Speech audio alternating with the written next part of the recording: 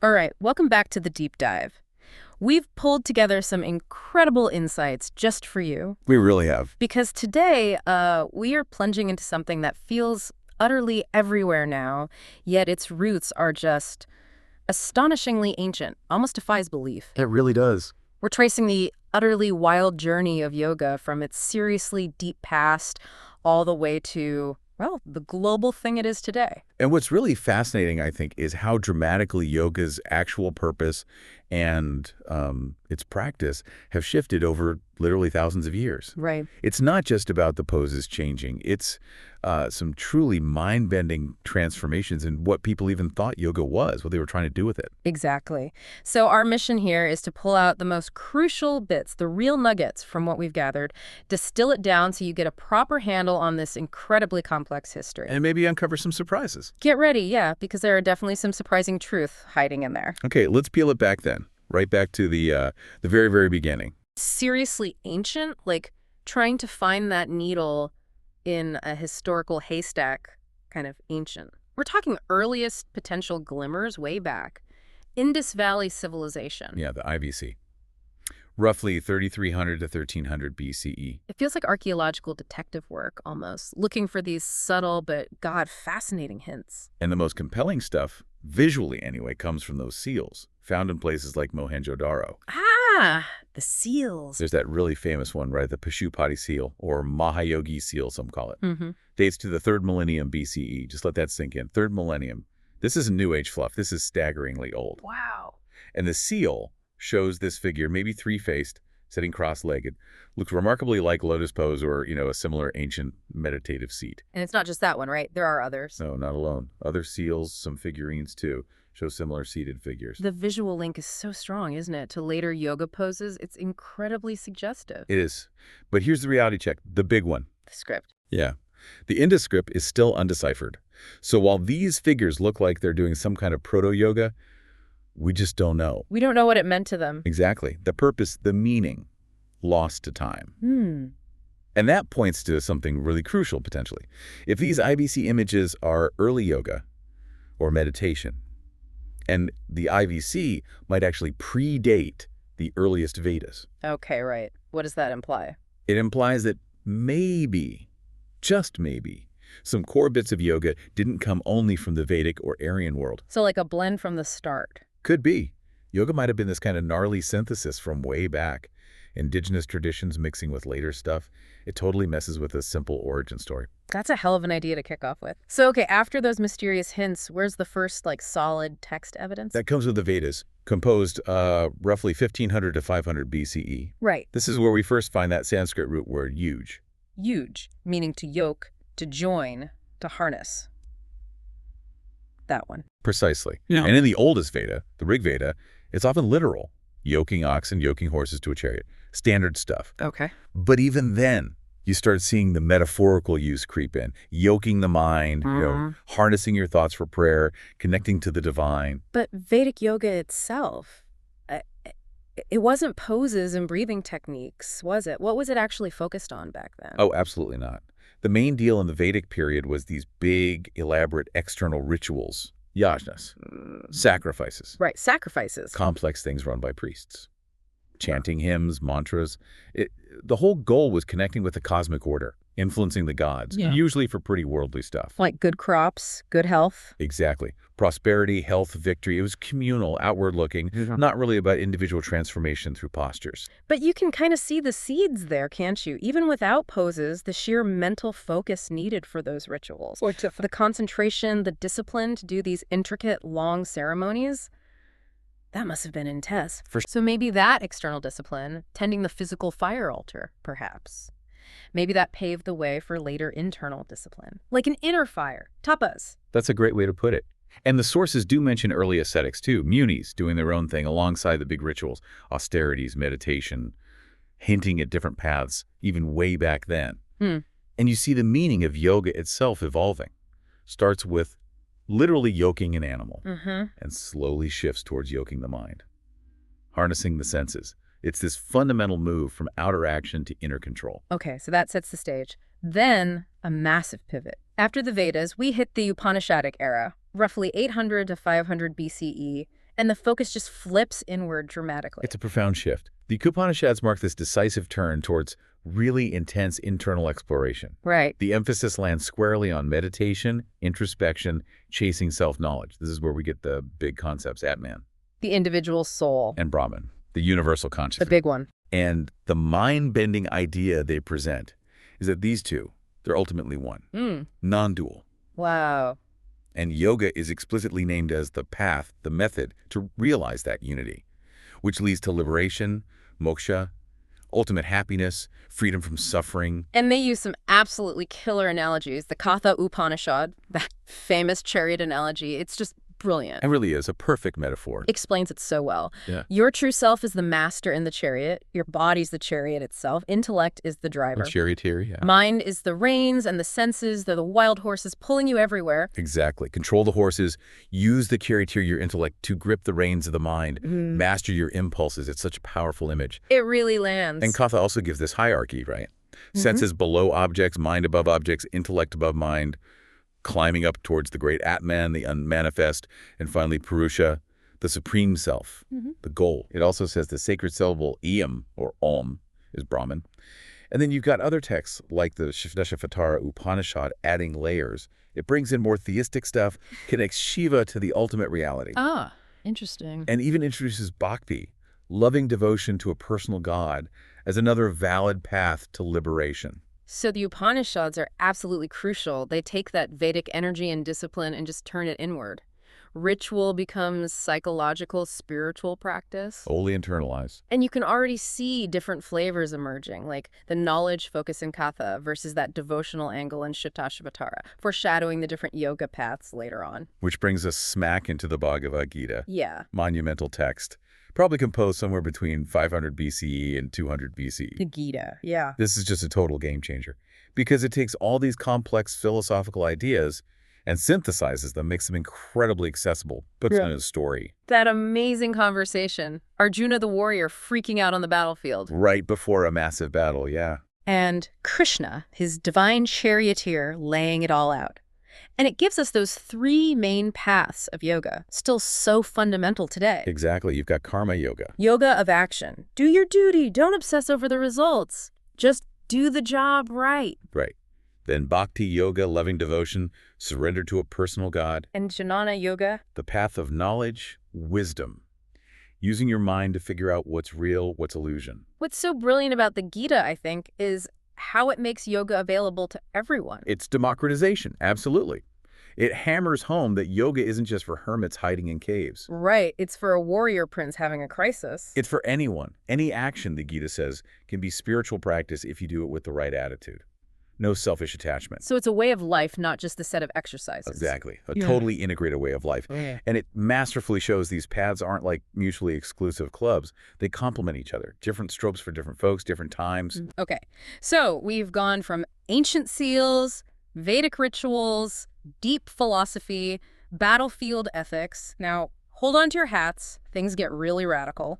Post-classical era, roughly 10th to 17th century, and boom, suddenly the body becomes central. The rise of Hatha Yoga. This might be the single biggest shift in actual yogic practice. Hatha Yoga bubbles up from all these diverse, ascetic, and importantly, tantric traditions. Tantra plays a big role here. Huge influence, especially groups like the Nathsiddhas figures like Matsyendranatha, Gorakshanatha. And the name Hatha itself often translates as forceful or willful. Suggesting these weren't gentle relaxation classes. Probably not. These practices involve serious physical and energetic effort, willpower. And the goals here went way beyond just liberation, didn't they? Some pretty wild stuff. Oh, yeah. Ambitious doesn't even cover it. It wasn't just moksha anymore, or none of that. Early Hatha yogis were seriously into getting siddhis. Supernatural powers. Yep. And some were aiming for the ultimate prize, an immortal physical body. Wow. Okay, that's intense. Aiming for physical immortality. Some potentially crazy shit. Definitely raising the stakes. And the core of Hatha is working with the subtle body, prana. Vital energy, life force. Right. And awakening kundalini, that coiled serpent energy, usually shown at the base of the spine. Mm. The idea was to force this energy up the central channel, the Sushumna Nadi, piercing through the chakras, the energy centers. This sounds very tantric. Deeply influenced by Tantra, the physical body becomes the main instrument, the laboratory for transformation. It's not something to escape, it's something to purify, strengthen, perfect, transform. And we're learning more about these early texts now, right? Like the Rita Siddhi. Absolutely. Yeah. Modern research, like the Hatha Yoga project, is uncovering fascinating things. Amrita Siddhi, 11th century. Recent work strongly suggests it actually came from a Buddhist background. Buddhist, not Hindu. Seems so. Talks about retaining bindu, this vital essence, to achieve immortality. That totally flips the script on Hatha being purely Hindu from the start. That blows up some assumptions. It really does. Shows how syncretic these traditions were. They weren't in neat little boxes. Then you get texts like the Goraksha Shataka, maybe 11th, 12th century, attributed to Gorakshanatha, What's key about that one? one of the first to really detail physical methods. Mhm. Specific techniques for raising kundalini, lots of pranayama, breath control.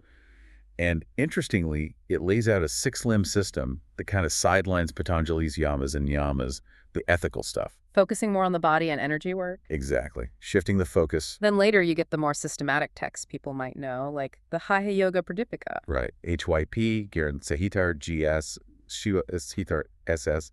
And they're not all the same. They have different structures, different emphases. How so? HYP, probably the most known now, explicitly links Hatha to Raja Yoga. It says Hatha prepares you for samadhi, deep meditation.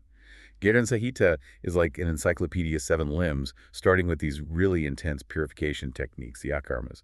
Cleansing practices are step 1. Okay. Siva Sahita mixes in more philosophy, tantric ideas, alongside the Hatha techniques. But one massive trend across all these Hatha texts, Asana.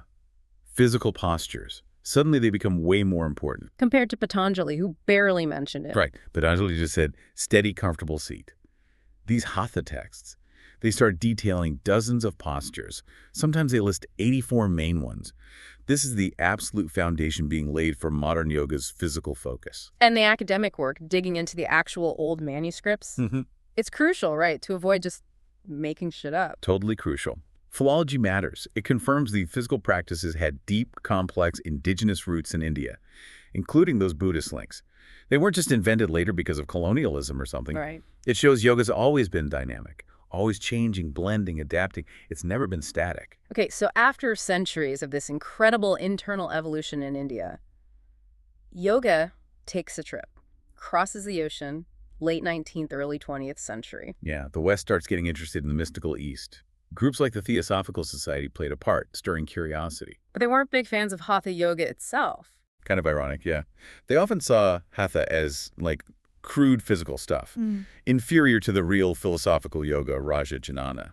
But they still helped spread some text, raised awareness. But the really big splash, that was Swami Vivekananda, right? Yeah. Chicago, 1893. Oh, absolutely seismic. World's Parliament of Religions. Yeah. He presented Raja Yoga, brilliantly framed it as scientific, rational, a path to self-realization through mind control, meditation, grounded in philosophy, not weird poses. Made it respectable, palatable for the West. Exactly. Framed it in universal terms they could understand. And others followed, bringing different styles. Paramahansa Yogananda. Huge influence. Yeah. Kriya Yoga, Self-Realization Fellowship, and his book, Autobiography of a Yogi.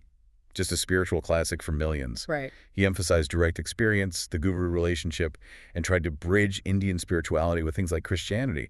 Faced a lot of prejudice, but pushed on. And we absolutely have to talk about the women pioneers, especially Indra Devi, the first lady of yoga. Yes, Yeah. she was amazing. A Russian actress who studied with the father of modern yoga, we'll get to.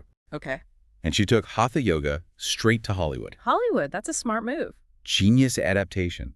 She packaged Hatha for a Western audience, especially women, focused on health, flexibility, beauty, stress relief. Less dogma, more practical benefits. Initially, yeah. Used her celebrity connections, made it chic, a kind of beauty secret or youth elixir.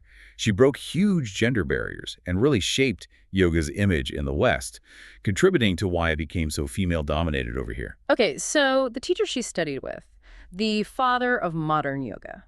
Tirumalai Krishnamacharya lived an incredibly long time, 1888 to 1989, A true scholar, a master practitioner, absolutely central to her reviving Hatha Yoga in India in the 20th century. Pivotal figure. What were his main contributions? He really emphasized vinyasa, that flowing link between breath and movement you see everywhere now. That flow class staple. Exactly. And Vinyoga, the idea that yoga has to be tailored to the individual. It's not one size fits all. Personalized yoga. Precisely. And his teaching was this amazing synthesis, deeply rooted in tradition, but he also incorporated Indian physical culture, maybe even some Western gymnastics. So modern yoga isn't just new, it's this complex blend shaped massively by him and his students. And those students, wow, their impact is just immense. They took his adaptable approach and created globally famous styles. They really did. Each ran with it in their own way. You've got BKS Iyengar. Known for intense precision, alignment, holding poses forever. And he invented the props. Blocks, straps, bolsters, total game changers, made poses accessible. Absolutely. His book, Light on Yoga, is legendary. He made it almost scientific.